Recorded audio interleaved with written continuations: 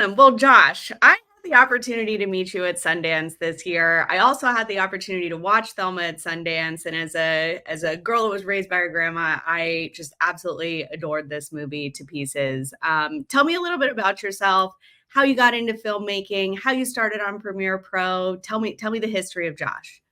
Absolutely. And thank you for enjoying the movie, I guess. I started making things kind of when I was a kid. I grew up in LA, and the second I could get my hands on a, DV cam and iMovie, I just started trying to cut things together, making videos with friends, just kind of taking any opportunity to get a group together and make something, and then sort of experiment in the editing process and try to figure out how to piece something together.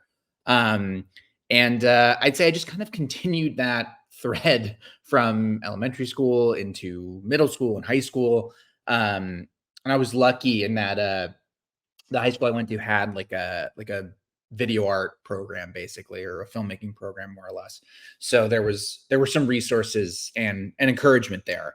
And then at a certain point, I made the leap from I think I started with iMovie, and then I used Final Cut for a bit, and then I made the leap to Premiere, and I haven't really I haven't looked back.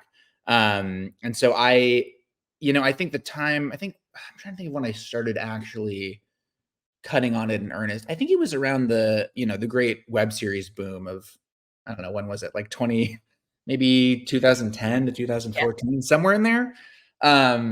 Somewhere around that time when, me and a bunch of pals of mine were making stuff and trying to make it at a slightly higher level and make sure it felt, professional, even though it was very much an indie undertaking.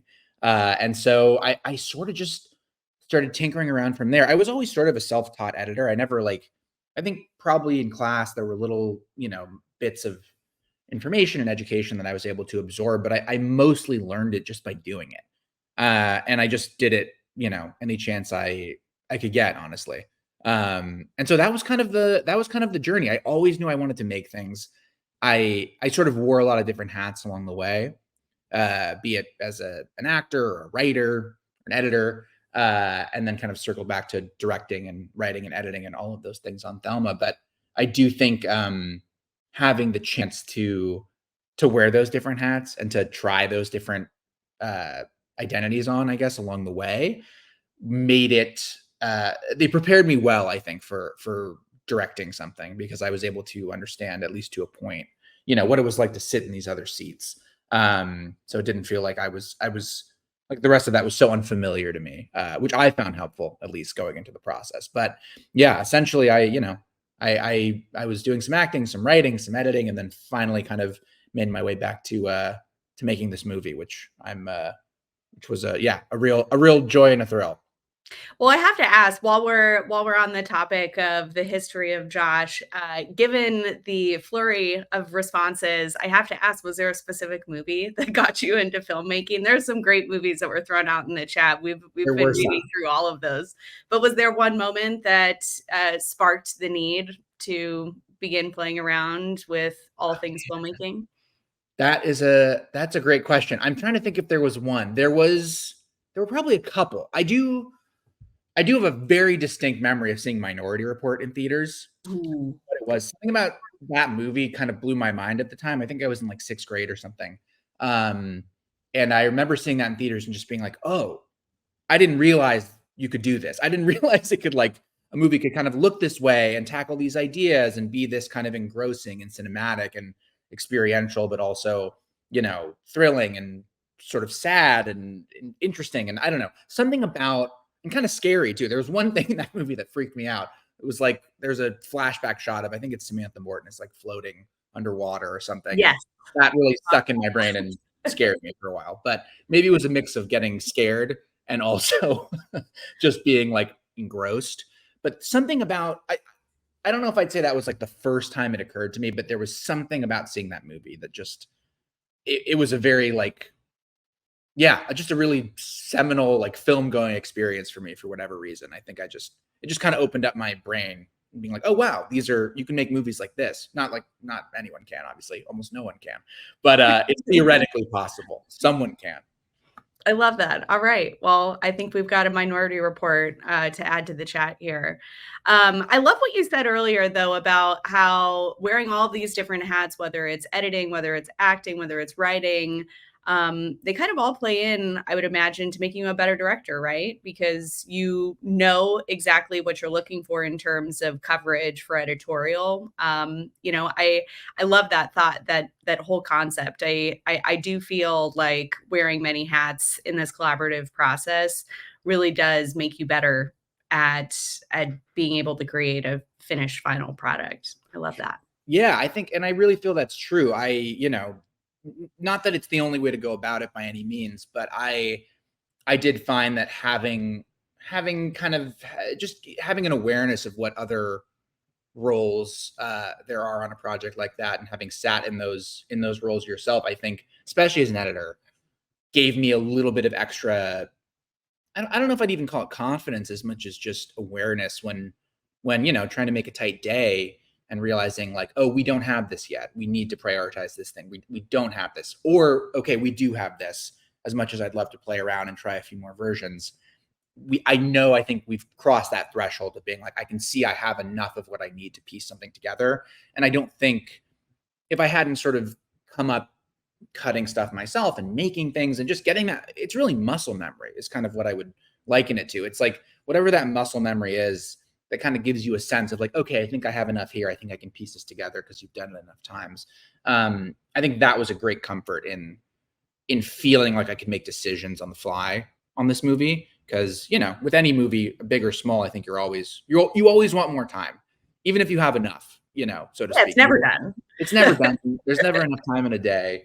So I think within those confines, it gave me a lot of comfort, I think, to sort of have that sense of like, okay, gut check, we can move, or gut check, we need to stay, we need to get something here.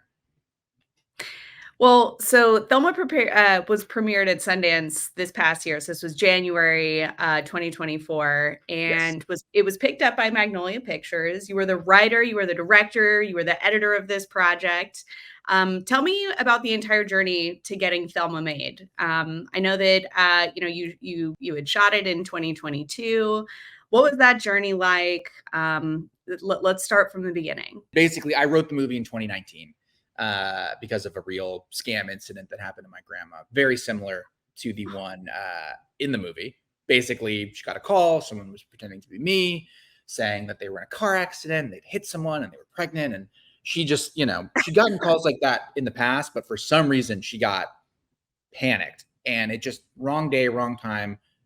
She got hooked, and so did my mom and my dad to a point, and everybody kind of just, terror spread throughout the family. And then luckily they were able to reach me, and I was asleep.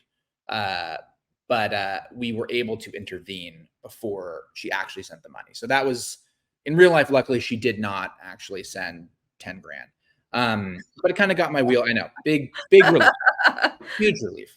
But it kind of got my wheels turning and just got me thinking, what might have happened if she did. And that started to feel like the seed of an idea for a movie, and also a way to kind of celebrate her grit and her tenacity and just her spirit through imagining the length she would go to get it back.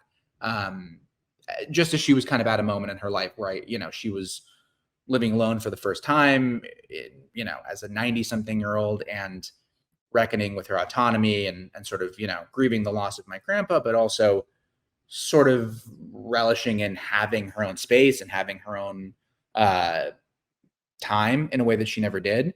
And so that, mixed with this premise, sort of is what got me cooking on the script itself. And then I wrote that in 2019.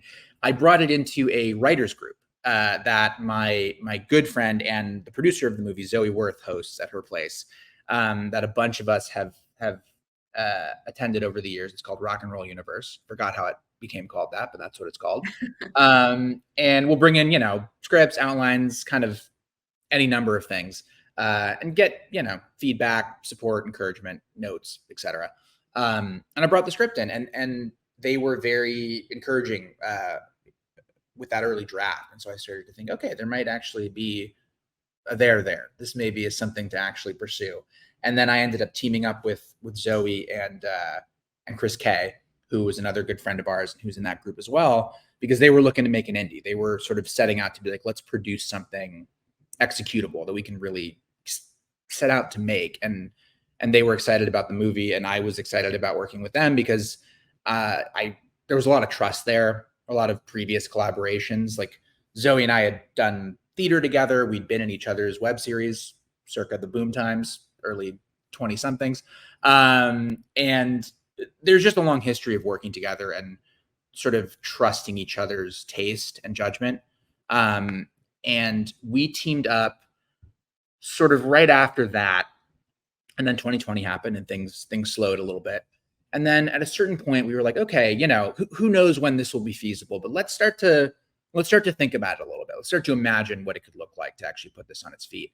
And I was fortunate in that a friend of ours, one of my sister's best friends, actually, Beanie Feldstein, who's an actor, had worked with June and was close with June. They'd done a movie together called The Humans. And Beanie also knew my real life grandma, Thelma. And so she was like, okay, you've got to go to June for Thelma. And I said, that's who I want to go to. That's been my dream casting for a while now. And that was true. It was hard to imagine someone else in the role. It was hard to imagine a better fit. She just she was actually in her 90s. She was such a wonderful actor, and also so funny, and also had that kind of toughness to her. And so we were lucky to get like a friendly intro there where Beanie sent her the script, and June luckily sparked to it. And she and I got on a call, and she signed on. She was just like, I'm in. You can use my name. That'll mean something to some people. It won't mean anything to other people. And I said, that's okay. It means a lot to me. And so we're gonna run with this. And once we had June, I would say things started to feel, there was still a process, but things suddenly felt real, I think, in a different way. And I think we also felt a certain amount of pressure to be like, okay, let's move. Like June is in her 90s, but she's doing well and she's healthy and she's up for this. So let's rock and roll. Like, let's try to find a way to push this thing forward. And we brought on a friend of ours who's a casting director named Jamie Ember, who basically was able to help us navigate some of those other early attachments. And the second person in was Fred Heckinger, who was a big fan of June's and responded to the script. And once we had the two of them in, that also kind of felt like, okay, now we have our, two of our three leads, more or less. And so it kind of became a game of like cobbling things together, like just pushing the, 2 steps forward, 1 step back, basically. Like you're trying to attach cast, you're trying to find money. It's always a bit of a chicken and the egg in terms of when does the thing both feel full enough to get an investment, and also how do you get people on board without an investment, but sort of show that you're close to this being a real thing, so they're not attaching to something that's going to kind of sit endlessly. And we were working with CAA Indie Finance, who were helping us kind of navigate that process. And I would say over the course of 2021 and then 2022 in earnest, we really kind of set a goal where we were like, we're going to shoot in the summer. We originally said June and June. And then it became June and October, June and October, but it was okay. We basically set a deadline, and then we ended up sliding a little bit. But I do think setting that, even just kind of psychically being like, okay, we have this many pieces, we have this much time, we're targeting this month, we're going to make this happen. That thinking, I think, allowed us to actually get the thing on its feet.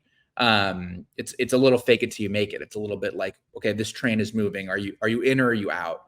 And we were lucky that in some ways, because of the nature of the project, it was people were in or were out on some level. It was like, okay, we're making a lo-fi action movie with a 92-year-old at the helm. Certain people were like, oh, okay, cool. I'm into that. Let's do it. People were like, absolutely not. I'm staying very far away from this. So it was in some ways like there was a little bit of it cut through some of the BS sometimes of like people waffling around something, because it was kind of clear. And we also were trying to move. So in a way we had that cudgel kind of to be like, we need to be decisive, and people luckily were respectful of that. And then, Richard came on board a little bit into that year, and Parker and Clark. And finally, we found partners through CAA, a company called Zurich Avenue, who it's a couple, Carl Sperry and Viviana Vazani, who had, and we also teamed up with a producer named Nikki Weinstock along the way, who was sort of, had some experience that we had in this area, and was kind enough to jump on board and support the project. And then we had, Carl and Viviana, who ran the Zurich Film Festival for many years, which was, and now they had like pivoted into basically managing this fund and producing / financing movies. And they ended up becoming our sole partners on it, which was really wonderful because in my experience, at least historically, usually especially with an indie, you're kind of cobbling, a little money from here, a little money from there. I feel like that's more often than not the process.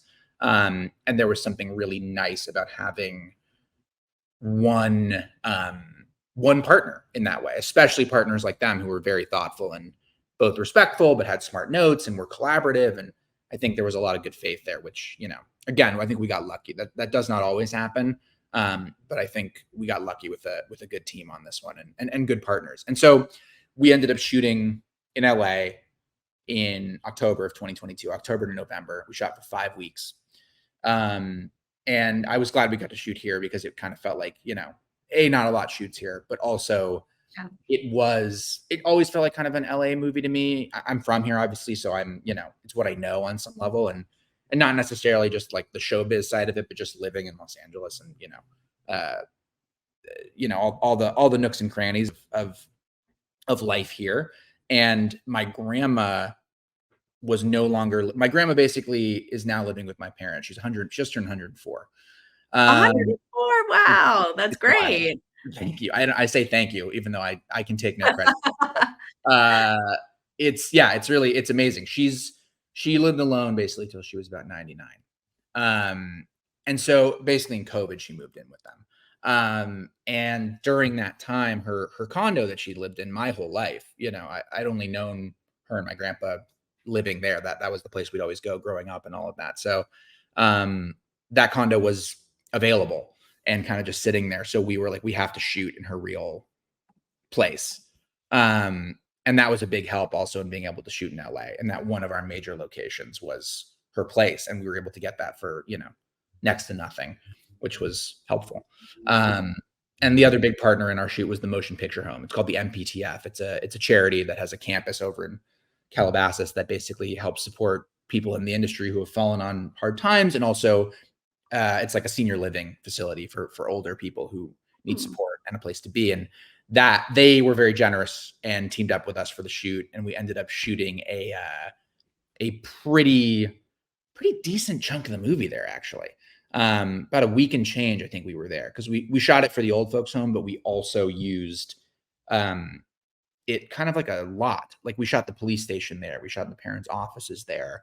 We were able to kind of dress it, which was super. And we did some driving work there. I think the scene where Ben and Thelma get picked up by Lois and they're being driven to the PO box, that we were just shooting that kind of driving in circles in the parking lot at the Motion Picture Home. So they were a huge asset to the movie and also just a great organization. So we were happy to be able to sort of put some money toward them. And they were, very generous with their space and their time. But the shoot was about 5 weeks and all here. And then we were kind of off season for festivals. Like we couldn't have Sundance. The deadline was like a week later or something like that. So we ended up having kind of a while in post, which was actually really nice. Because we had time to just get the thing right and kind of finesse it and find the tone and find the pace, both of which were delicate, I think, for many reasons. But yeah, we ended up having that year of post, and then eventually, very to our great sort of surprise and joy, landing at Sundance earlier this year, which is where it got picked up and then distributed. But that's sort of, let me know if I left anything key out. No, you hit it. You hit all of that. I mean, I think I know we have quite a bit of folks in the audience today from different facets of production. I would be remiss if I didn't ask, how big was your camera crew? What cameras did you use? Yes. Absolutely. I can speak to that. We shot on the Alexa 35, which was really an awesome camera to use. We were using it, I think, right as it was first kind of becoming available. And so I remember Mhm. like my DP David Bolin, like we didn't have a LUT for it, and he had an old colorist pal of his like build a temporary LUT just to be able to kind of figure out the color space and where we were living. But it was super helpful for a couple of reasons, especially shooting at night with relatively low light. We you know, a good chunk of the movie, the last like third of the movies, you know, at nighttime, and that camera performed Dynamic really range. exactly incredible dynamic range, Mhm. great sensor, like really performed well in relatively low light, and that just made us a lot more flexible, which I think is always key when you're making anything, but especially when you're making an indie. Flexibility is survival, and I it is I how love you it. stay alive. But it is that camera was a really I'm glad we ended up using that. And then our crew, I think our crew in terms of our scope and scale was, I think I'm trying to remember. I think we had about 170 people, not every day, but over the course of the project. And then cast plus stunts were about 28, 30. So we had a decent chunk. You It's were like, you decent, know, yeah. Oh no, we're freezing up again, but that's all right. Hang on tight. We're just keeping you all on your toes.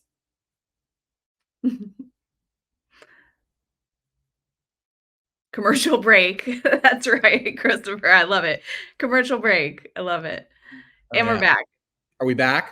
We're back. Back from commercial. Okay, excellent. Green light. Thank you. Appreciate that. It's great. It's very helpful for everyone to tell us, because then we're just like, it's good. Yeah, yeah. Um, Nothing to see here. Nothing to Alright, see here. Okay, back in action.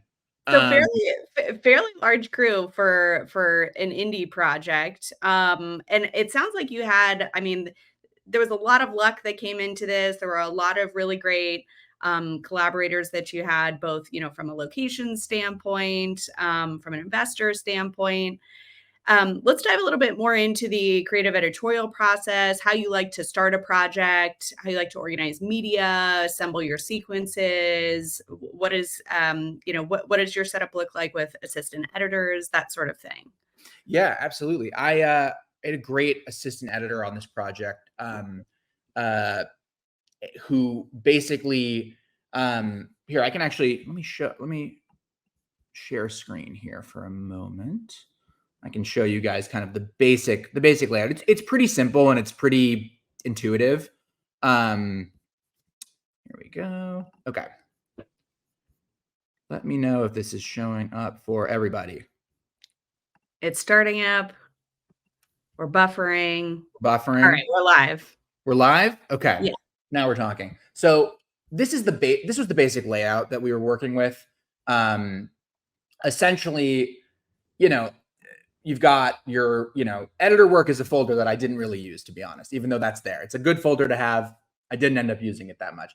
Here, basically, I had a series of cuts up here, just different timelines that I would duplicate depending on the day and the project. This project file is a little bit cleaned up. Like we've got the color export dumped up here right now over like a sort of cleaned up uh, timeline. I will say my timeline is usually a little more chaotic than this. I try to keep it organized, but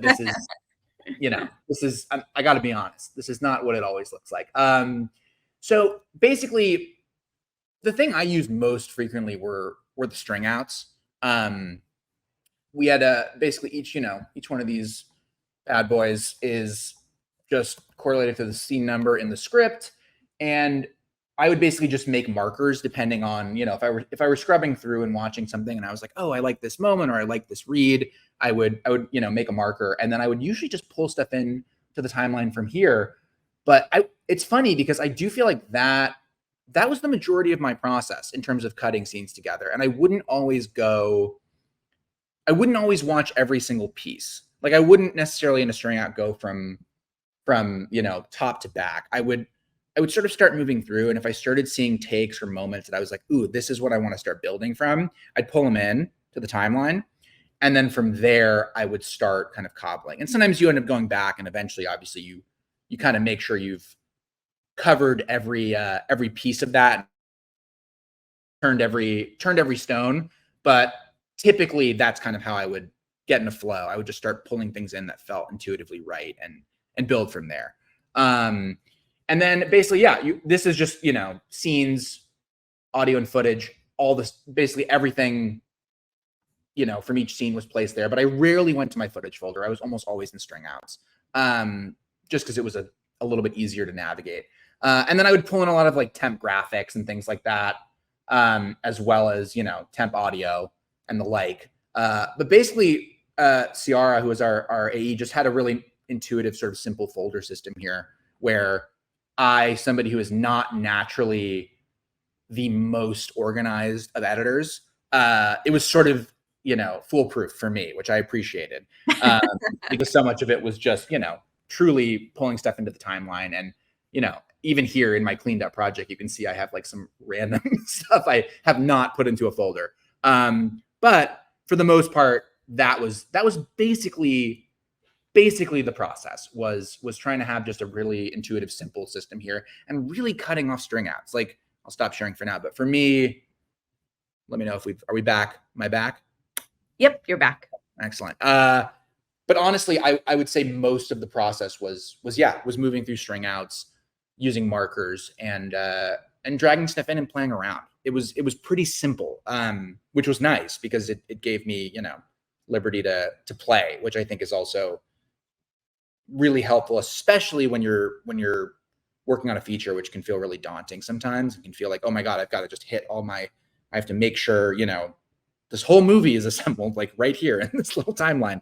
And something about it being actually relatively A to B like that made it, I don't know, even just, I think I probably already said this in that little intro video, but I was like, psychically, I think it does kind of take a little bit of the pressure off somehow, to just feel like you can kind of drag stuff in, play around, and always, duplicate your timelines and try different alt versions.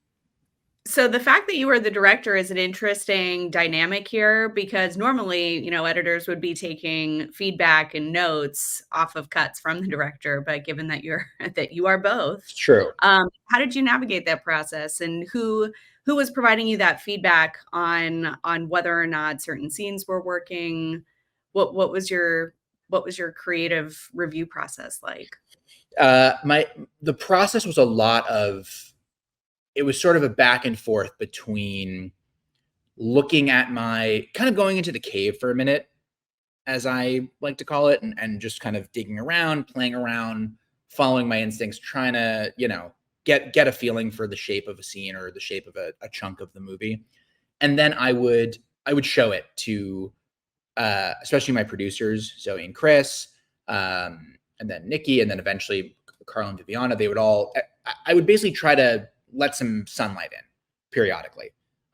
We had a handful of screenings as well for friends and family, or trusted pals and collaborators. And we would kind of, over the course of the process, that group would expand. We started with people we really knew and knew the movie and knew me and kind of had the most context possible. And then we kind of, screening by screening, we got a little more, I don't want to say random, but we expanded that group bit by bit, so that we were starting to show it to people who had less context for it. And that process was incredibly helpful. Daunting. I mean, I'll be honest, like, everybody fills out a form afterwards. You're like, oh my God, this is the worst thing I've ever been a part of. But it actually was really, really useful. I wouldn't like read through all the forms myself, because I don't know, I feel like you can go a little crazy there. Do more damage than good sometimes by reading too much into that and overcorrecting. Exactly.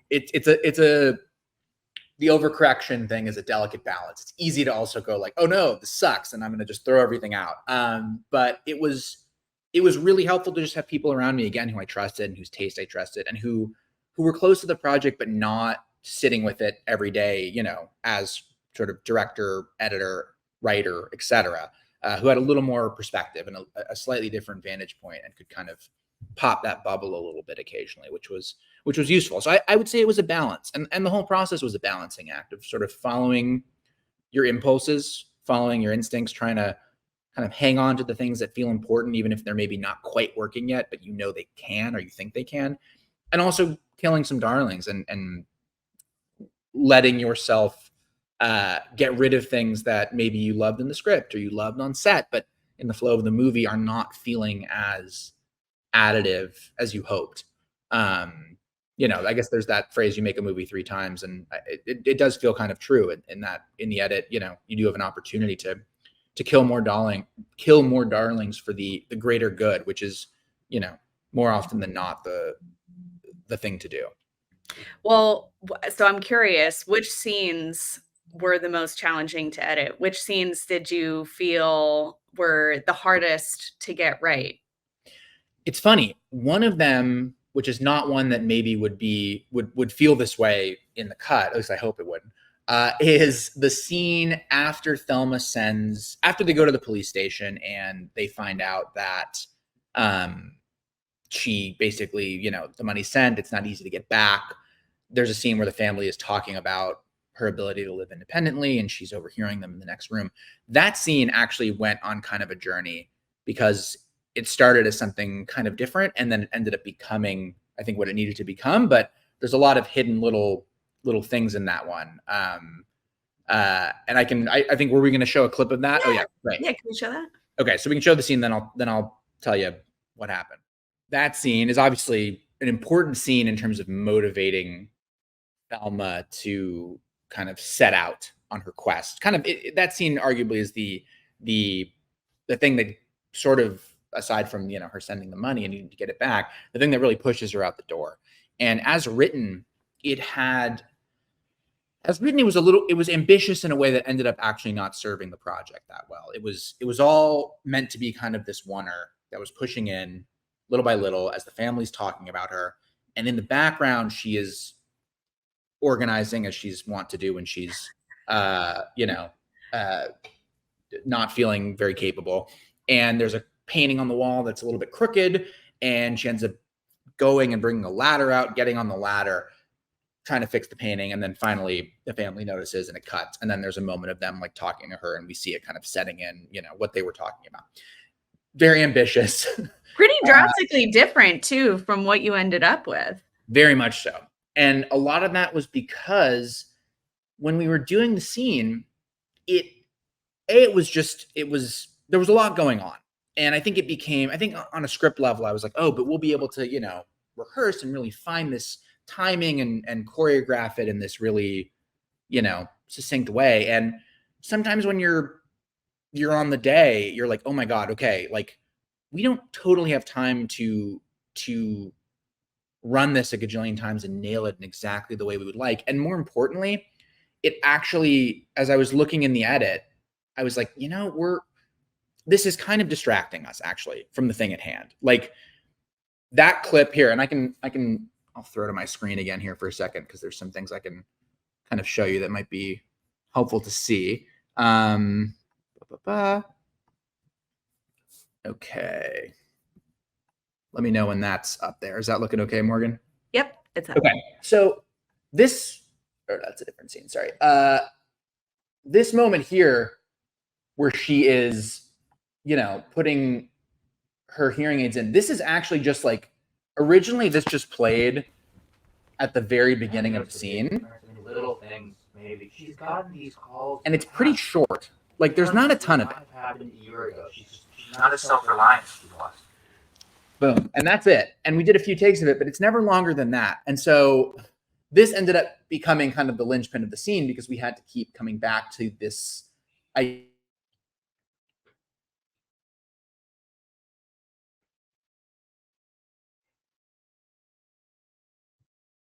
It's time for another commercial break here. We'll be right back, folks. Just getting everything reset. And we're back. We're back. We're back. Sorry about that, guys. No, it's okay. My internet is proving weaker than I thought it was. Okay, are we okay now? Yes, we are. And by the way, I do have to call out, there's tons of comments in the chat about your lighting for this scene. So we just have to give your crew a little shout out for that, because I agree, this is chef's kiss. Oh, well, thank you. Credit to David Bolin and his whole team. He's an amazing DP and has a really, really wonderful eye for lighting and texture and making things feel really kind of cinematic, but also really human and intimate, which was a big part of why I teamed up with a guy. And yeah, can't recommend him enough, honestly. David rules. But this anyway, so this piece was actually a really small piece that then ended up becoming the kind of the unifying factor that helped us sort of reshape the entire scene around her overhearing the whole conversation. And so there was a bit of a struggle in finding, like, how do we show enough in the beginning, cut back and make sure it doesn't feel like we're replaying that exact same moment, enough in the middle to feel like she's picking up something new, and then cap it with her taking those out. The other thing that you might not know is that this is actually a VFX shot, because at a certain point, we had a take of Parker that we really liked, of her saying, talking about her friend's mom who fell into a fire pit. And in the original construction, what? Why are we talking about this? We have June in the background because it's the original version of the scene where she's fussing and can't hear them, and that whole kind of, larger dance that ended up feeling a little bit too fussy and a little bit just less impactful than letting the scene be simple. So we ended up actually painting her out of this and using that take. So there's a hidden VFX shot in there that, might not be immediately apparent. But that is all to say that basically, this scene was a surprising amount of restructuring, actually. There were many iterations, versions where we were just trying to figure out, how do we get enough texture from the family? How do we get enough of that dynamic without hitting it over the head? And how do we use the scene for its highest purpose, which is to motivate June's character to take action? And so the scene, which originally, as a first-time director, was a little more like, what if I have all these what if it's this cool thing and all this stuff happening and it's this perfect dance? And then I was like, this was a little bit ambitious, which is okay. It's good to be ambitious. But when it wasn't quite what it needed to be, for example, knowing on the day that, okay, we're not going to get the whole thing in one, it's just not going to work. It helped me make a choice about when we had enough pieces, and then when we could move into coverage, because I knew we were going to need coverage, because it's like, okay, the scene's going to live in, in the edit. It's not going to live in a oneer. So I think having that editing experience was helpful in making that call on the day. And then this scene was really, really shaped in post. And it got to a place where I think it really did what it needed to do, but it was a journey, and it was one that, it's a journey that maybe you don't see again, hopefully, in the final version of the scene. But no, I would have never guessed that at all. So I mean, props to also your VFX team that painted June out, because I would have never even thought twice about that. So yes, right now, an amazing job. The moral of the story is fix it in post sometimes. Post sometimes, exactly. Try to get it on the day, and then if you can't, there are options. There is life. Well, so I want to touch a little bit more on that, because I know, the answer to fix it in post sometimes is fix it in pre. So I know you actually prevised some of the scenes in this movie to organize some of the pacing of some of the more complex shots. So tell me a little bit about that, because previs is something that I think a lot of people generally think is expensive or out of budget or scope, or we don't have time for that. But I think your particular execution of previs truly shows that anyone can do previs, and everyone should. I mean, I think it definitely helps in terms of the shot planning. So tell us a little bit about what you did there. Yeah, absolutely. It was fun to do also. Which you guys will see in a second, to my great embarrassment. But we basically, because it essentially, has action sequences, albeit smaller and slower than some other action movies, we just wanted to make sure those sequences were going to cut and we're going to feel like they had the right rhythm and the right flow. And we basically ended up going to the MPTF and shooting. There's a scooter chase sequence in kind of in the halls of the senior living facility in the movie, when June is trying to take Richard's scooter and use it to get across town, and he ends up chasing her down, et cetera, et cetera. But we basically went to the space and just David shot on an iPhone.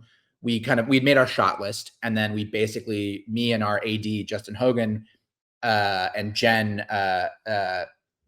who is one of our contacts at the MPTF, who helped us, Jen Clymer, who helped us organize the whole thing. She also plays a small role in it. But we basically shot the scene without scooters, with just us running around going like this.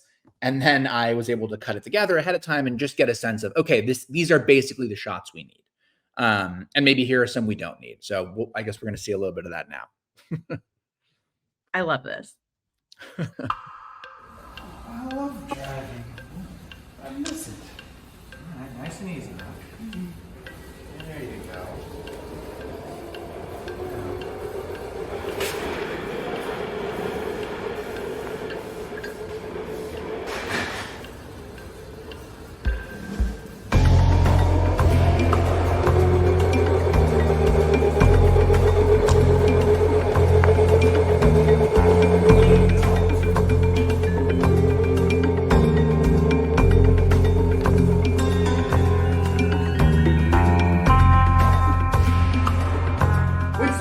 Your scooter.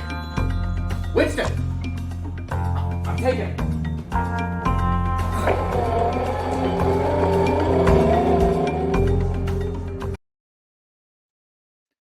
There you go. I love it. Very suspenseful. It's very, it was fun to do. And it did really help us, because we just got a feeling for, okay, here's what's kind of going to cut. And the final version ended up deviating a little bit from the previous, but not much. It was pretty close. And that score, by the way, which I forgot to mention, is Nick Chuba, our awesome composer. That's an really early draft. He like wrote a bunch of songs just off the script that I don't know if any of those exactly made it into the movie, but the seeds of them definitely did. And that was just off this like album he made when he was imagining sort of the soundscape. So we were able to actually use a little bit of music that was kind of in the family of where we were headed from our real composer. And it was nice. It just gave us a feeling of like, okay, this is kind of the world we're playing in. And these are some of the pieces.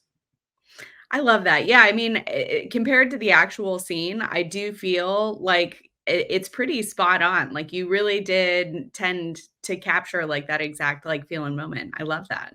Oh, thanks. So I want to talk about something that hopefully most of you on the feed here today have experienced at some point, but sometimes happy accidents happen on set. And I know that there was a funny accident with this particular scene, and I actually know you had a couple of them on this particular project. So tell us how your team adapted in the moment of when some of these instances occurred, and how those kind of altered the way you decided to tell the story. Yeah, absolutely. I think, every shoot is going to have its moments of getting something you didn't think you needed, or vice versa. But there was a moment during the scooter chase, when basically during the actual real version of that sequence, when basically June and Richard collide and June pushes Richard back. That was one of the moments when June was doing kind of more of her own stunts than we originally anticipated. She loved that scooter. She was surprisingly good at that scooter. And it is a mobility scooter. It's what it's built for, not to, jam other scooters and push them into walls, but it is built to be driven by somebody like June. But, during the choreography of that, inevitably there's little things that happen that you don't expect that then ended up actually really serving us. I know maybe we were going to throw to a clip of the scene, and then I can talk through what point. Okay. So that in that sequence, there were a couple, there's two little things in there that I think actually really sell that moment, that were not totally planned exactly the way we thought. We actually got, I think we got her whole movement there where she pushed him back and knocked him into the wall and drove off in one take. But the one take the chapters of it are really impressive. It was very impressive on set, because we were like, oh my God. This was like our second take, and June like kind of did the whole thing. And I think we only did two, because we were like, again, we have what we need. But on our first take, we were kind of getting in the rhythm of it. And again, I'll screen share here and show you guys a little bit of the footage here that went into it. Oops. Okay, let me know. Are we up and running? We are. Have I frozen, or am I still? I'm still talking. No, you're still talking. No commercial break yet. I know we're probably due for one soon. So this moment, basically, there's just a little moment in here. It's literally just that. This was the first take, and basically, instead of pushing him back, the scooter just scooted to the side of it a little bit, and actually kind of sent him zipping back a little bit, and then they basically got stuck. So that take didn't work.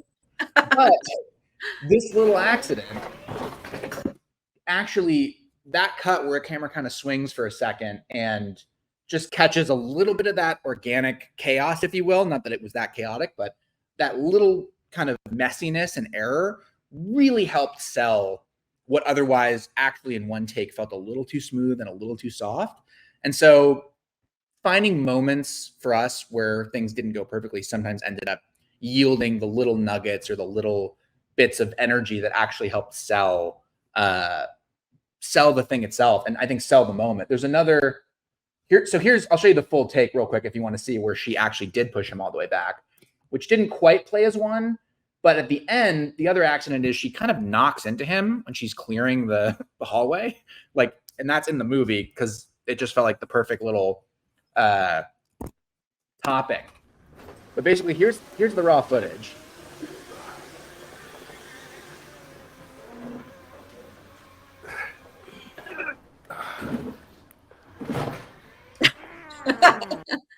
So there you go. We got that little bump where we needed it. I think the middle of it, I mean, it's amazing that she did. I couldn't believe that she actually kind of hit that and hit those marks as well as she did on our second take. But that little error just on the first take gave us detail in there that I think helped sell the chaos of it a little bit in the edit. And then, just her jamming into Richard there ended up being a nice little moment in the actual sequence that just gave it a little more character and also made it feel real because it's sloppy. She's not an actual spy. She's someone who's just desperately trying to take the scooter and get it out of this hallway. So I think letting a little bit of that mess also let it be informed by character, let it be part of the story as opposed to feeling like it needed to be hidden or too precise or anything like that. Yeah. Well, I also know we have a ton of questions in the chat, and I do want to briefly touch on, both your final review process. I know you guys also use Frame.io for this, and then I also want to briefly talk about just navigating some of the festival circuit before we dig into Q&A. So why don't we start with Frame, because I guess that we'll go in order of sequential events here. How did that final review process go? How did you know the movie was done? And we're here for another commercial break. Bear with us just a moment. He is thinking, Zach. All right, there we go. We're back. Sorry, I had to take a quick break. Thanks for letting me take a sec. Okay, now we're back.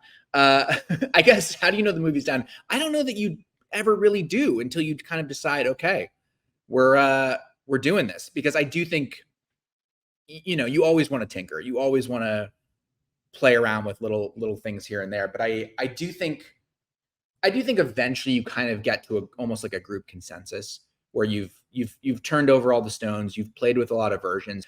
We had the benefit of taking time where we had that, a little short of a year of post, which I think sometimes you can get a little lost in the sauce in that process, in terms of being like, oh, you almost have time to change things. You almost have time to bypass your instincts and just start changing things because you're with it for so long. But I think we were good about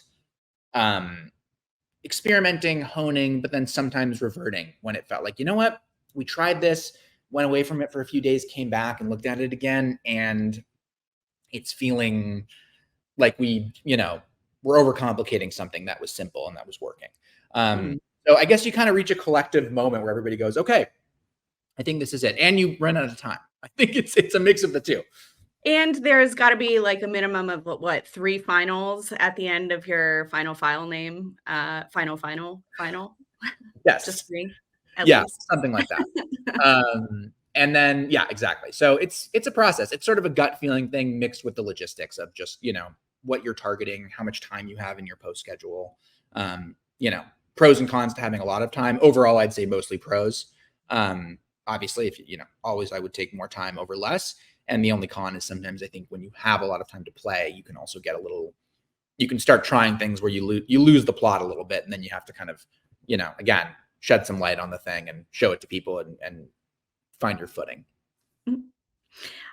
So, I mean, film festivals are, you know, I feel like based on a lot of the history of how this project was made, I mean, film festivals were always kind of the destination for this. And, you know, for a lot of folks listening in, you know, we work with a lot of students, and coming out of film school, you know, the first natural step of progression is I want to get my project made. I want to get it into film festivals, which makes a lot of sense considering that like some of the best projects and most notable movies that have come out in recent memory are projects that ended up at film festivals. These are movies like 500 Days of Summer, Hereditary. We're coming up on Halloween, so I got to mention a horror movie. We got Napoleon Dynamite, which actually just had like a fun dance flash mob at Sundance this past year for their 20th anniversary. Little Miss Sunshine, Get Out. Lots of really, really great movies that come out of big festivals. So you're in good company there.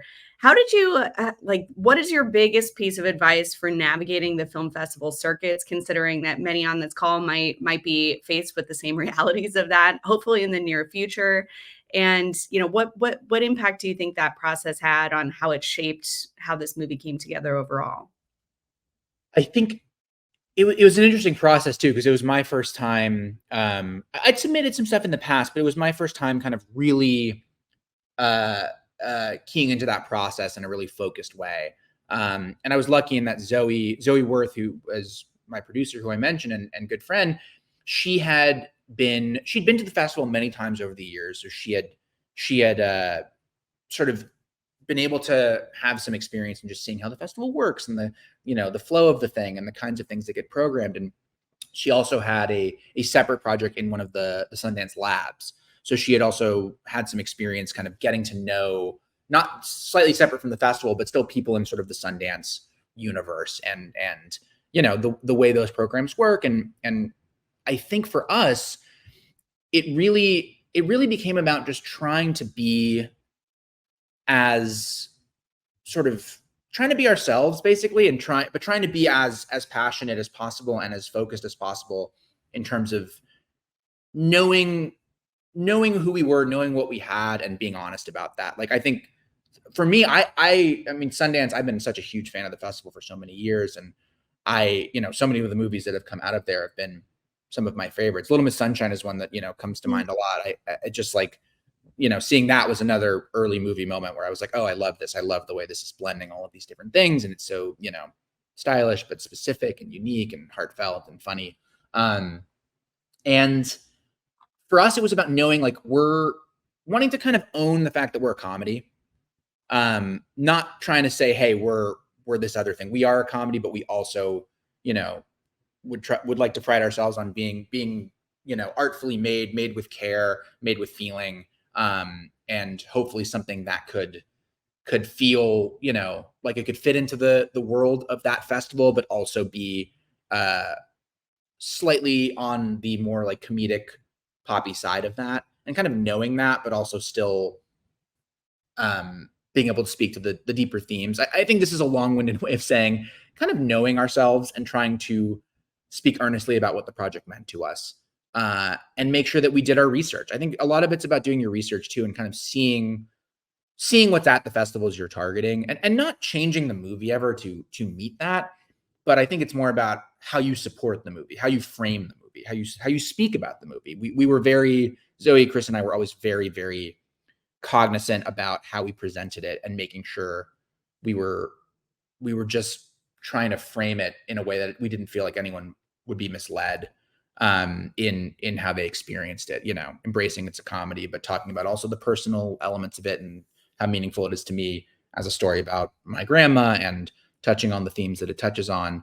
So for us, it was interesting too, because we submitted an early cut of the movie to TIFF, because that was somewhere in our post process where we were kind of along the path, and we got nice feedback from them, but the movie didn't get in. And at first we were like, oh no, like it sucks. Like we blew it. Like this thing is terrible. We thought we gambled on this and it didn't work. And that was a real inflection point in that process. Because I think it was our first submission, partially because of timeline, just to give it a shot. And we didn't get in. So we were like, oh no, it's all wrong. And I think what happened there was really interesting because I think there was a temptation to overcorrect. There was also progress to be made. It was sort of twofold. The cut needed to get tighter. The cut needed to get sharpened. Things that weren't, there were some pace things, there were some shape things, but it was about finding that balance between taking that feedback and being proactive with it, but not throwing the baby out with the bathwater. And I think that was an interesting challenge to navigate in that moment. But one that I'm really grateful for because I think we ended up submitting an even sharper cut, I think, to Sundance. And we had the benefit of exposing it a little bit before that, getting a little bit of feedback, getting a little bit of truly outside eyes on it. And even though it was a low moment in a way, and, definitely stirs up doubt, it was about navigating that doubt in a way that was productive and processed as a group, as opposed to letting it totally throw us off course. And overcorrect, as we were saying. So you never know what bad luck or what good luck your bad luck will bring. I think is the moral of the story here. So there was a huge amount of buzz around this project, while we were all, in Park City. Can you speak to the whole process of getting your project actually picked up for distribution? Because it's been in theaters already this summer. It's got great reviews. So if you haven't seen it yet, certainly check it out. But how is navigating that process? Because I think that's also the natural next step of okay, great, I got my project into a major festival. What now? Totally. It was my first time going. And so it was a lot all at once. And I really do credit Sundance with giving us a platform to launch the thing in a bigger way than we ever really dreamed. It was always kind of our dream festival, but I know I had a lot of doubt early on. I was just like, I was like, they're not going to want it. It's just not going to work. I wish, but I was doubting that it would happen. And then I was really, really over the moon that they accepted us. And basically what happened is the movie screened that opening Thursday, which was both really fun and really nerve-wracking. I think I was in denial of how nerve-wracking it was until halfway through the movie when I was like, I can't feel my feet. Now they're coming back. There we go. But basically what happened is we went in with, so CAA Indie Finance was still repping the movie. They were also our sales agent on the movie. So there was sort of a point person there who was navigating the incoming interest. And we were lucky in that, a couple different companies expressed interest. I was sort of a click or two not out of the loop, but basically first, Nico Gioni, our sales agent would make contact, and then kind of our producers and the film team would be kissed in once he had a little more information and once he had offers he wanted to present to the team. And what we ended up doing in the following days was taking a handful of meetings. They were on Zoom, unfortunately, because Zoe got COVID. And I may have gotten I got some kind of crazy cough. I don't know. Everyone gets sick at Sundance. It's a rite of passage. I know. That's what I heard. Maybe we'll dodge it, but we didn't. So we ended up doing these Zooms, and it was, we had this really great Zoom with Magnolia, who ended up distributing the movie. And part of what was a distinguishing factor there was I think they really believed in taking a swing on it theatrically, and doing kind of a somewhat wider release than they'd ever done. And I think they also saw the movie the way we saw the movie, which was it's a movie, it centers older people. It is about aging, but it's not just a movie about older people exclusively for an older demographic. Ideally, it is for a wider demographic that includes older folks, younger folks, kind of people who can plug into the story from the various perspectives of the characters. And I think they saw it the way we did in terms of kind of hopefully having that wider appeal and that series of entry points. And I think they also just thought it was cool in a way that we thought it was cool and we were hoping somebody would think it was cool. And they did. And so I think there was just they felt like the right partners at the time. We met with some other lovely places, but they felt like the right partners on this one. And we were lucky also in that most of the team felt the same, or all of the team actually felt the same. So it was really just about negotiating, the various deal points based on, budget and timeline and all those different things that I was sort of a step out of. But we ended up partnering with them because they just felt like the best partners, and they had a plan that we really saw eye to eye with. And then honestly, like from January through release, we were working with them really, really closely in terms of just figuring out, getting the poster done, the trailer done. They were navigating when to release. Originally, we were going to be up against Twisters, and I'm really glad we weren't. And they moved us up to June, and they picked a great date that just felt like the right moment in the summer and the right mix of things. And so they ended up being really lovely partners. But Sundance was amazing and wonderful and gratifying. And also those first few days were like very jam-packed. We were like, doing Q&As and interviews and this and that. And so it was very, it was work, but it was fun work. But until you kind of, when you're still figuring out where you're going to land, it's all kind of live. You're still in it and you're trying to figure it out. So it was a whirlwind, but it was a really, really fun whirlwind. And I'm very, very grateful to them for platforming us and giving us the chance to meet, our partners who then help put the movie out. Oh, what a great story. All right. Well, we have so many questions in the chat. I'm going to try to get to as many of them as I possibly can. And one of them was actually the same question I was going to end our session on. So I'll just start with that one. For filmmakers that are just starting out, what advice would you give them when it comes to building relationships with the industry, particularly with producers, cinematographers, editors? What pieces of advice would you have? I think it's about working, sort of not being afraid to stick with the people who you really like, which sounds really obvious, but it's meaningful, because I think there's a lot of opportunities there's a lot of things that feel like opportunities sometimes, where you're like, oh, we can partner you with this person or that person, or, this could be an interesting group to join. But I think there's a million ways to do this. And I think surrounding yourself with people that you really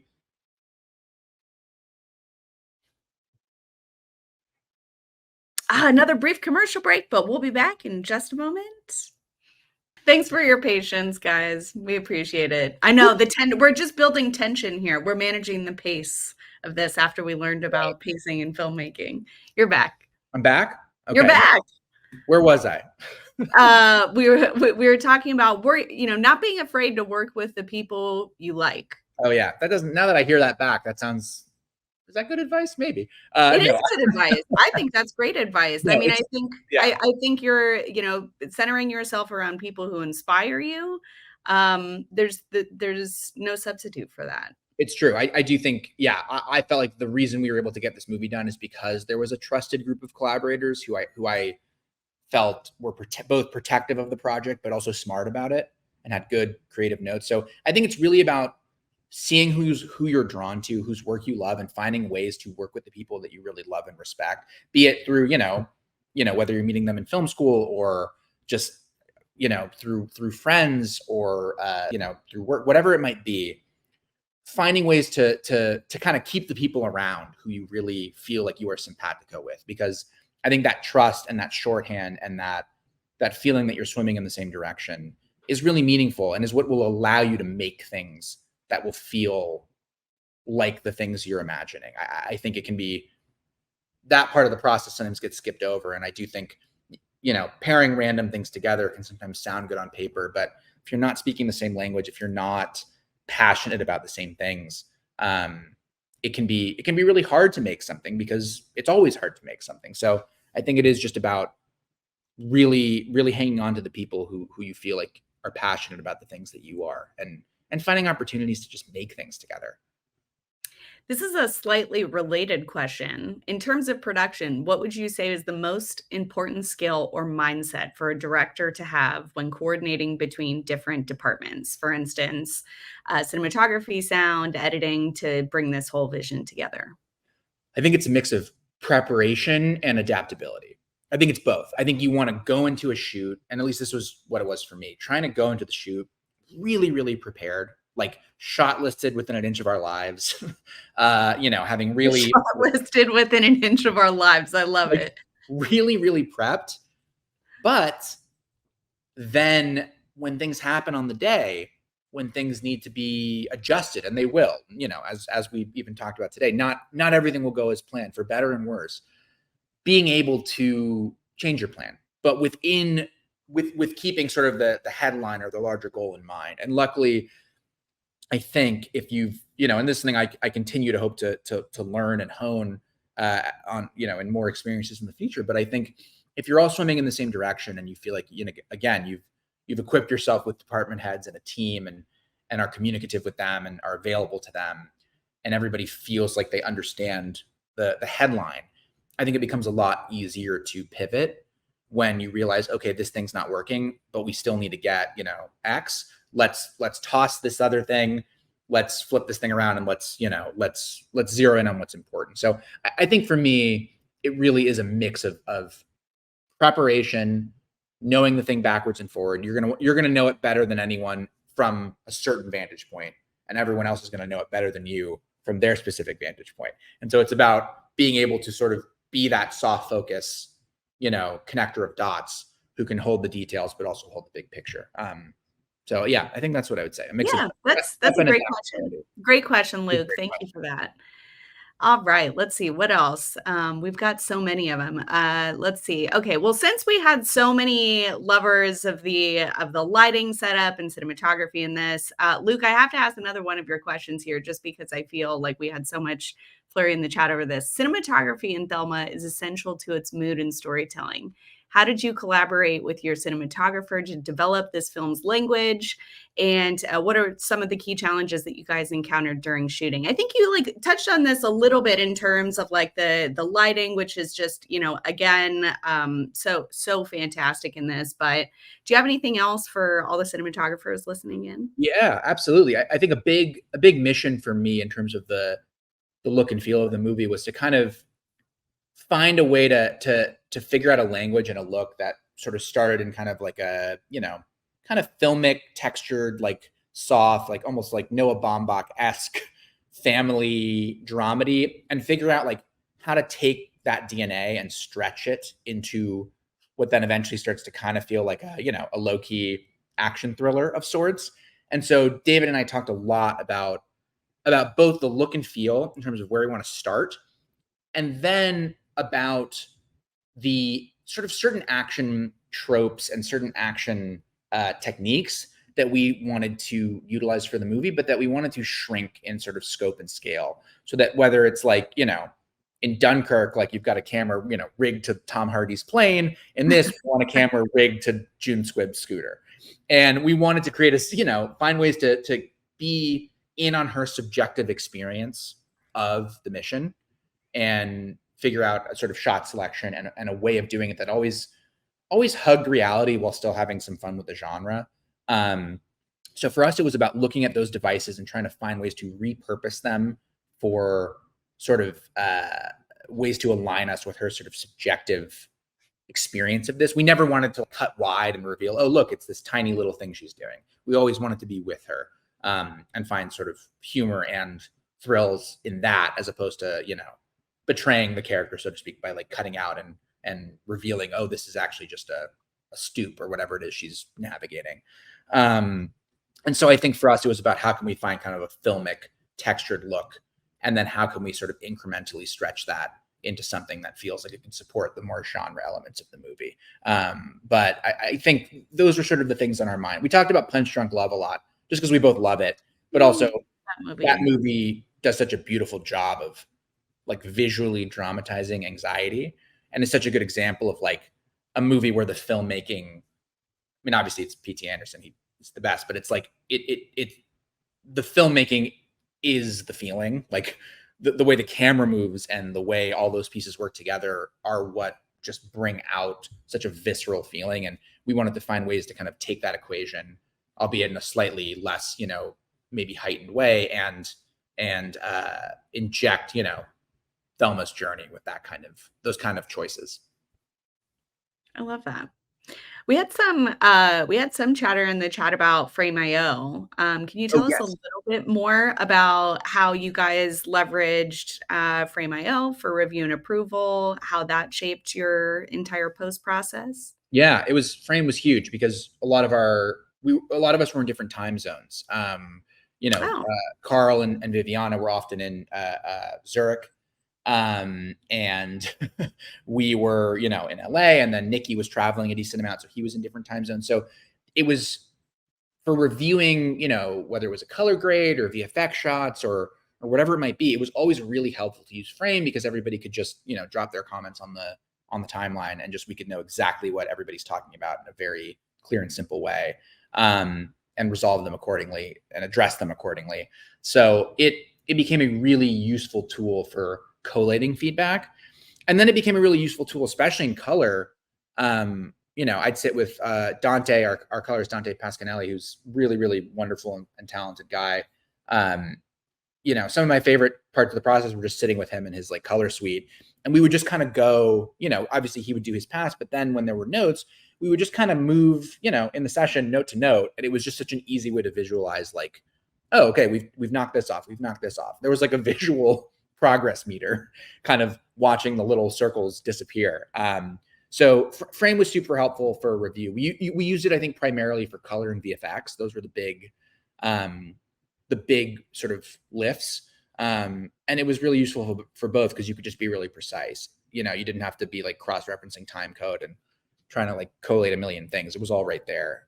And you could just speak to the thing really directly, which is always helpful because I think communication is usually the breakdown of all all issues, or that is usually the source of every breakdown. Yeah, exactly. yeah, I hear you on that. Well, we've had a couple questions also in the chat around the screenwriting process, and also whether or not you're working on anything now. Cynthia has asked, are you working on anything now? Are you writing anything, editing anything, directing anything?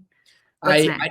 I'm just sort of starting to, actually. It's funny, the release was a blast and also like ongoing. Like I feel like we were doing sort of more press up through release, up through the month after. I feel like only in the past like month or two has my brain reformed from like getting the movie out there to like, oh, okay, I'm going back into like kind of more of a creative headspace. But I'm writing. I'm starting to write something new that I want to make. That's basically like a survival movie of sorts. But I've just started kind of working on that. So I'm in the early days of that, but it's been fun to dig in and start writing again, because it had been a minute, since I guess I hadn't written anything in post because I was, as you said, also the editor. So it's like there weren't times when the editor was off working and I was, doing something else. So I was with this thing for a long time, and it's been fun to sort of start digging into some new stuff, but early stages, I would say. All right. We're gonna have to keep our eye out for that project. This one I feel like is a very timely question, and I would be remiss if I didn't mention this one. So thanks for dropping this in the Q&A, Lindsay. We all know and feel that the film industry has significantly changed since the strikes, and Lindsay wants to know how young filmmakers can navigate this industry now, given all of these changes. What advice would you have?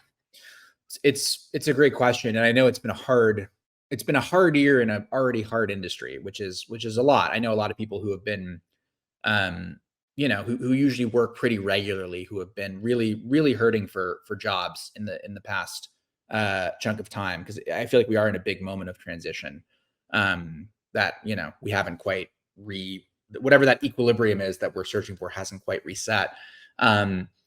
My advice in a way would be almost the same regardless of how tough times were, which is that, at least in my experience, other people may definitely have different paths and different modes of success. But for me, as someone who has always kind of come from the school of making things and just finding a way to put something on its feet and execute it, I do think basically not chasing sort of the promise of work or success that is being sort of dangled from afar. Because I think every time I've done that, every time I've tried to kind of write with a means to an end, or write to a assignment, or write to what I hear so and so is looking for, this place is looking for. Those mandates change so regularly. And Wherever the wind blows, right? like by the time you've written it, they want something else, or that company has been disbanded. Like the amount of flux and change and instability that is sort of a constant in this industry, and is even worse right now because of exactly what you're talking about with the sort of the post-strike world where everything is sort of still resetting a little bit. I think it's really about digging in on the thing you love and the thing you think only you can make. Whether that's a script or whether that's a short or whether that's whatever it might be, or whether it's a feature that you find a way to sort of do, down and dirty and just make it, whether you're, shooting on iPhones or whatever it might be with like Filmic Pro. I do think doubling down on the thing that you feel the most passionate about, which again might sound obvious, but I know for me in my 20s, I think I spread myself kind of thin, and I worked on a lot of things I really loved, but I often avoided sort of doubling down on one thing that I really cared about, as opposed to working on a handful of things that I liked or loved, or, was kind of a cocktail of those. And Thelma was the first thing in a long time that I was like, I really, really want to make this. I don't know how we're going to do it, but I know it's something that's important to me. And that I feel like if I'm going to spend the time doing it, I want to spend the time trying to make this. And so I think that would translate into my advice, which would just be like, try to take things into your own hands. Like try to, instead of asking for permission, ask for forgiveness and try to just find a way to create a thing, be it a script or a short or a movie, whatever it might be. Having a thing is always more powerful than asking somebody to give you something, if that makes sense. Yeah. I think that would be the sort of top down. But it's hard, and sometimes it takes time too, because even when the industry is healthy, it can be slow, it can be frustrating, it can be disheartening. And I think it's about I once got advice, which was put blinders on. Like what's going on over here doesn't matter. What's going on over here doesn't matter. Wherever you think you are in your career, in your progress, this all changes so quickly. And it's all about putting blinders on and digging into the thing that you want to take a chance on. Well, on that topic, there have been some questions around screenwriting and how to get started, and what do you do when you get writer's block? Do you write scenes chronologically? Do you jump around? That's a great question, Raphael. There's also been a couple other screenwriting questions in here. So, I mean, in the spirit of keeping blinders on, you've got an idea that you really are passionate about. What piece of advice would you give to those particular screenwriters out there? I would say I relate to that very much. Writing is so hard, and every time you do it, you feel like you're starting again. Like now that I'm starting a new thing, I'm like, how did I write another thing? Like this is so hard. Like what is this? Each time you're like, okay, I've done it. Now it should be easier. But at least to me, it never feels easier because each thing has its own needs. And obviously, you start to develop some instincts for hopefully what's working and what's not. But each project kind of has its own needs. So I do think, on some level, it's just about like, I think it's about shaking things up sometimes. Like most of writing is also, or at least for me, a lot of writing is not actually writing. It's like walking around and thinking and then jotting down notes on my phone. So I think when I get stuck, which I do often, I'll talk to my partner, Chloe, who's also a writer and who's someone who's, very, very smart about that stuff and whose opinion I really value. So, and who I collaborate with often too. So that's a little bit of a cheat code in a way, maybe, to be able to just, go into the next room and be like, hey, does this make sense? Or what do you think of this? But I do think it's about also sharing it with people in your life who you feel that way about, whose opinion you trust, who you feel like might give you fresh perspective that might, rejigger something, or even just like even sometimes just naming the thing that you're doing, but in a way that you wouldn't have named. Like that helps me sometimes, where I feel like I'm kind of, I usually try to outline to a degree and then start writing, because I feel like if I get stuck in outline too long, I kind of lose it. And if I start script too early, I kind of lose it. So I kind of just wait until there's a density of ideas in all different forms, and then eventually that tips over. But I do feel like sometimes it's just about talking it out, and someone goes like, oh, so you're talking about something like this. And you're like, oh, yeah, actually, you know what? That is what it is. And I didn't think of it that way, but that frame or something helps me realize like what I'm doing in this chapter of the movie or what I need to do to get to this chapter. So, you know, it's a mix of things, but I do think switching it up often helps. Like, be it, you know, taking a walk, listening to music, thinking, talking to other people about it. Sometimes just explaining it out loud helps me, because then I realize the things that I don't know how to explain. Where I'm like, oh, it's this kind of scene where like this happens and this happens, and I'm like, I guess I don't really know what happens in that scene. Okay, but this is what needs to, you know, stuff like that. It's to each their own a bit, but I do find that helps me. Yeah, all right. That's good advice. What advice would you give? Now we got to put your editor hat on, but what advice would you give? I guess you already have a hat on. For those that are interested in building up their editorial profile, any tips for building really, really shiny, sparkly reels? What would you say to all the editors out there? I think it's about, you know, finding your way onto projects where you also believe in the material. Because, you know, as slickly cut as a reel might be, it's also just built on the quality of the pieces. And so I think it's about finding, you know, whether it's friends projects that you want to get in on, or whether it's even, you know, putting yourself out there online. And I remember I at one point, you know, back in the day on like Facebook, there was some like comedy something group. And I remember getting in touch with someone through that, and I ended up like cutting sketches for them for a while. And some of those ended up really fun. And, you know, I became pals with them. And similarly, I ended up cutting, you know, ads for a friend of mine who was doing these like digital things. And I think it's like finding, it's sort of similar advice to the other thing about finding collaborators, where if you can find your way onto things that feel like the kinds of things you want to be working on, and, you know, the kinds of things you'd be proud to be working on, or sometimes the kinds of things that you just want to try and maybe they work, maybe they don't. That's okay too. It's just about exposing yourself to enough opportunities and building up work with people that hopefully you get in a rhythm with, and start to maybe work with more than once, and start building out that resume and that reel so that things start to look more and more polished. But I think it really, again, it's pretty case to case, but I do think it's about trying things and figuring out what those things are, the things that you love, so that you can kind of call that. And I think I used to throw like everything I ever did on my reel just to be like, look at all the things I've done. But I would say, like, if there's things you're really proud of and there's things you're not, you can also just put the things you're proud of on there. And that, you know, less can be more sometimes too, in terms of just showing the thing that you think is most emblematic of the work you're wanting to do and the work you feel you're good at. Great answer. All right. Well, we are just about at time. So I'm going to end it on David's questions, which are, what are the lessons you're taking from writing, directing, and editing this particular project onto your new movie? We've already kind of summed up some of those. There's sometimes where fix it in pre is the answer. There's sometimes where fix it in post is the reality. We've had some happy accidents. What do you feel like have been the lessons you've learned on this project that are going to fuel this next project that we're here to hear more about soon? I think a big lesson for me is sort of returning to the well. Like, I'm wanting to, you know, Zoe, Chris, and I are working together on this new one. You know, I want to tap David. I want to tap my production designer, Brielle. I want to bring a lot of the team back.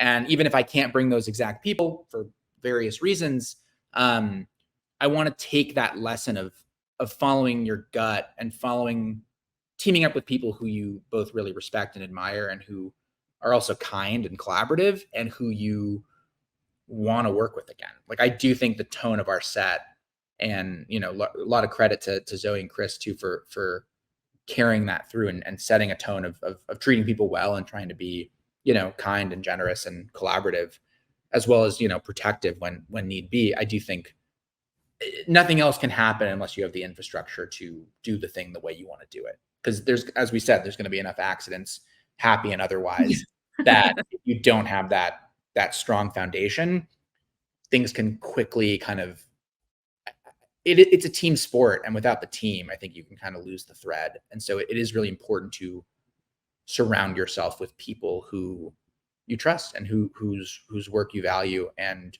who work well together. So I think a big lesson for me is trying to recreate as much of that positive environment as possible. And then, you know, go into the trenches and see what happens. But that's the step that at least we can control. So that's the one I think about a lot. I love it. All right. Well, Josh, I cannot thank you enough for taking time out of your busy schedule here to inspire everybody that's taking the time to join in. Thank you guys also for tuning in. I know there were a lot of questions in the chat, so we'll do our best to follow up and address those as much as we can. Again, the movie is called Thelma. If you have not seen it yet, please go see it. It's one of my favorite movies this year. Josh, writer, director, editor, multiple hat wearing extraordinaire. We're so thankful for your time today. Thank you so much again, folks, and have a great Friday. Good weekend. Thanks for having me. Thank you, everybody. This was really fun.